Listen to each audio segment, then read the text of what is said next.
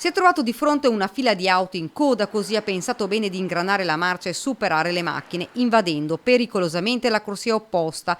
Non solo, non contento, ha oltrepassato il semaforo con il rosso pieno per poi continuare la sua folle corsa.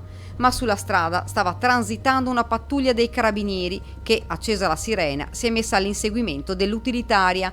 Poco distante, la Smart è stata fermata, a bordo 2 persone. Il conducente è un 42enne originario del Veneziano, ma residente nella zona. Secondo i militari dell'Arma, l'uomo era in uno stato di alterazione psicofisica. Alla richiesta di effettuare un test, l'uomo si è rifiutato di sottoporsi ad accertamenti sull'eventuale assunzione di sostanze. È stato quindi segnalato all'autorità giudiziaria. Il grave fatto è accaduto intorno alle 18:30 all'incrocio in via Terraglio e via Franchetti di Preganziol, nello stesso tratto dove solo 4 mesi fa sono state uccise Miriam Cappelletto e Mara Visentin, travolte dall'auto di Ronny Levakovic. Fortunatamente in questo caso il comportamento folle del guidatore è stato visto da una gazzella della radiomobile dei Carabinieri di Treviso, che con un intervento provvidenziale ha bloccato l'automobilista. L'uomo era tra l'altro alla guida con patente scaduta. Per le infrazioni commesse al 42enne sono state comminate sanzioni per oltre 700 euro, un anno di sospensione della patente di guida con decurtazioni di 16 punti